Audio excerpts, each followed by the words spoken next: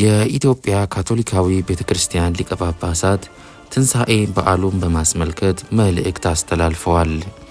ሰላም እንዴት ናችሁ? የትሩ ኢትዮ ዩቲዩብ ቻናል ቤተሰቦች ባላችሁበት ሁሉ ሰላምና ጤና ይብዛላችሁ። ሰበርና አዲስ መረጃ ይዘንላችሁ መጥተናል። አብራችሁን ቆዩ። መጨረሻ ላይ ያስቀመጥንላችሁ ዜና በጣም ጠቃሚ ነው። ብፁዕ ካርዲናል አቡነ ብርሃነ ኢየሱስ የኢትዮጵያ ካቶሊካዊ ቤተክርስቲያን ሊቀ ጳጳሳት የ2017 ዓ.ም ትንሣኤ በዓል በማስመልከት መልእክት አስተላልፈዋል። ከመልእክታቸው የተወሰደ የትንሣኤ በዓል የክርስቲያን ሕይወት መሰረትና ምሰሶ ነው። ሐዋርያው ጳውሎስ እንዳለው ትንሣኤ ባይኖር እምነታችን ከንቱ በሆነ ነበር፣ ከሁሉም በላይ የሚታዘንልን ሰዎች በሆንን ነበር። ቅዱስ ጳውሎስ መልእክቱን የጻፈው በቆሮንቶስ ክርስቲያኖች መካከል ትንሣኤን የሚጠራጠሩ ሰዎች ስለነበሩ ነው። በሌላ አነጋገር ትንሣኤን እየከዱ ወይንም እየተጠራጠሩ ክርስቲያንን ማለት ትርጉም እንደሌለው እያስተማረ ነበር ማለት ነው። ሰውን በመልኩና በአመሳሰሉ የፈጠረ ጌታ አሁንም ሰውን በትንሣኤው አዲስ ፍጥረት አደረገው። ሰውን በመልኩና በአመሳሰሉ መፍጠሩ ብዙ ያስተምረናል። የተለየ ቦታና ኃላፊነት ለሰው እንደተሰጠ ያሳየናል። ትንሣኤው ደግሞ ሰውን በሙሉ በድጋሚ ወደ አንድ ማምጣቱን ያሳየናል። ትንሣኤ በሰው ውድቀት የተጨማደደውን መልክ ያስተካክላል። ትንሣኤ ሁሉንም ነገድ፣ ሁሉንም ቋንቋ፣ ሁሉንም ባህል ወደ አንድ ያመጣዋል።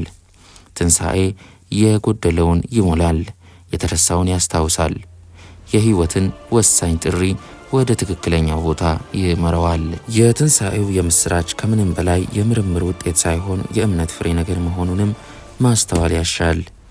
ትንሣኤን መስበክ የተቀበሉትን እምነት ማስተላለፍ ነውና ቅዱሳት መጻሕፍት ስናነብና ስናሰላስል በክርስቶስ ሞትና ትንሣኤ ብርሃን የምናገኝበት ወቅት ያስፈልገናል ማለት ነው። ስለዚህ የሰውን ልጅ ታሪክም ሆነ የራሳችንን ታሪክ እንዲሁም በክርስቶስ ሞትና ትንሣኤ ብርሃን ልንቃኘው ያሻል። በዚያን ወቅት አዲስ መረዳትን እናገኛለን። ዘመናችንን በልዩ ብርሃን እንረዳለን። የታሪክ ትርጉማችንንም ይቀይራል። ለሕይወትም የምንሰጠው ትርጉም ሙላትና በረከት ይኖረዋል። ምናልባት መልስ ያጣንባቸው እንቅስቃሴዎች መልስ ያገኛሉ። ሐዋርያት ክርስቶስን እስከ ቀራንዮ ድረስ መከተል ከብዷቸው ሸሽተው ነበር። በድፍረት መጥተው መመስከር የቻሉት በትንሣኤውና በጵራቅሊጦስ ምስጢር የተነሳ ነው። ቀራንዮንና የመስቀል ሞት ያለ ትንሣኤ አሁንም ያለውን ትርጉም ባላገኙት ነበር። የወንጌል የምስራች የተገለጠው በክርስቶስ ትንሣኤ ነው። ብዙ የሚያስጨንቁንና የሚያሳዝኑን ነገሮች በዕለታዊ ሕይወታችን ውስጥ ያጋጥሙናል። የሰው ጥበብ እስከ ተወሰነ ድረስ ያደርሰን ይሆናል። ነገር ግን ጌታችንን በመከተል ብቻ የሚገኙ በረከቶች አሉ። መከፋፈል፣ መድሎ፣ ምቀኝነት፣ ጭካኔ የተፈጠርንበት ዓላማ አይደለም። አፍራሽ ሐሳብ፣ ጎጂ ንግግር፣ ተግባር ከተፈጠርንበት ዓላማ እጅግ የራቁ ነገሮች ናቸው። እውነተኛ መፍትሄዎች የሚመጡት ከእግዚአብሔር ነው። ወደ መስቀሉ ስንቀርብ ወደ ትንሣኤውም እንቀርባለን። መስቀል መሸሸጊያችን ሲሆን ትንሣኤም እንዲሁም አምባችን ይሆናል። ምክንያቱም እግዚአብሔር በመስቀልና በትንሣኤው አማካኝነት አዲስ ኪዳን፣ አዲስ ፍጥረት፣ እውነተኛ እርቅን አምጥቷልና ነው። በመስቀልና በትንሣኤው የተሰበረው ይጠገናል፣ የደከመው ይበረታል፣ የወደቀው ይነሳል፣ የተሸነፈው ያሸንፋል። ይህንንም ለማክበር በትንሣኤው እንሰበሰባለን። የአምልኮ ስርዓቶቻችን በክርስቶስ ሞትና ትንሣኤ ላይ የተመሰረተ ነውና። ወደሚቀጥለው ዜና ስናመራም የኢትዮጵያ ወንጌል አማኞች አብያተ ክርስቲያናት ካውንሲል ጠቅላይ ጸሐፊ ቄስ ደረጀ ጀንበሩ የ2017 ዓ.ም የትንሣኤ በዓልን በማስመልከት መልእክት አስተላልፈዋል።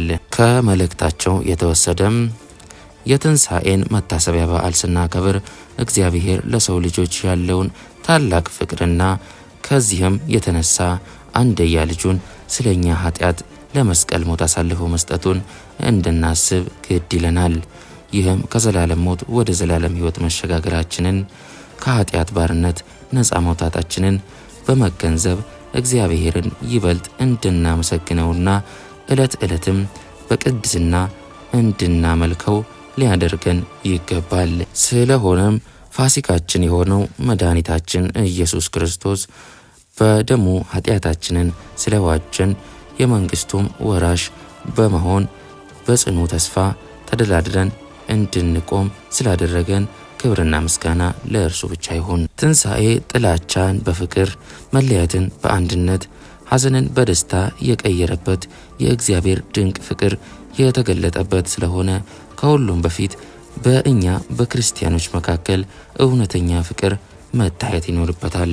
ትንሣኤ የተጣሉ የሚታረቁበት፣ የተራራቁ የሚቀራረቡበት እንዲሁም በያለንበት ታርቀን በማስታረቅ መካከል ምሳሌዎቻችን ጎልቶ እንዲታዩ ያስፈልጋል።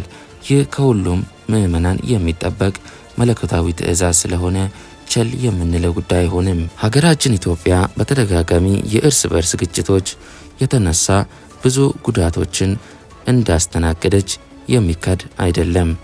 በዋናነት ለደህንነታችን እና ኋላ ቀርነታችን ምክንያቱ ልዩነቶችን በውይይት ከመፍታት ይልቅ መሳሪያ በማንሳት መጠፋፋት ላይ በማተኮራችን እንደሆነ ግልጽ ነው። አንዳችን በሌላችን ላይ ያስከተልነው ጉዳት ጥላቻን ከትውልድ ወደ ትውልድ ከማሸጋገርና የሐዘናችንን ሰቆቃ ከማራዘም በስተቀር አንዳችም መልካም ነገር አላስገኝልንም። ይህ እያወቀ አሁንም ከመጠፋፋት አዙሪት ለመውጣት የምናሳየው ፈቃደኝነት አለመኖር ወይም አዝጋሚ መሆን እጅግ ያሳዝናል። የችግራችን መፍትሄ ያልነው በእኛው እጅ ስለሆነ ችግሩ ተሳስቦ የበለጠ ጉዳት ሳያስከትል ቆም ብለን ልናስብ ያስፈልጋል። በፍጹም ቅንነት መከባበርና መደማመጥ በእርቅ የሀገራችንን ሰላም በአስተማማኝነት ሁኔታ ለማረጋገጥና የሐዘናችንንም አንድነት በጽኑ አለት ላይ ለማቆም መወያየት ግድ ይለናል። መልካም የትንሣኤ በዓል። በዓሉ የሰላምና የፍቅር ይሆን ዘንድ እንመኛለን። ውድ የትሩ ኢትዮ ቻናል ተከታታዮች ለዛሬ ይዘንላችሁ የመጣነው ዜና ይህን ይመስል ነበር። በሌላ ዜና እንድንገናኝ ሰብስክራይብ ማድረጋችሁ እንዳትረሱ። መልካም በዓል ለሁላችሁም እንመኛለን። እናመሰግናለን።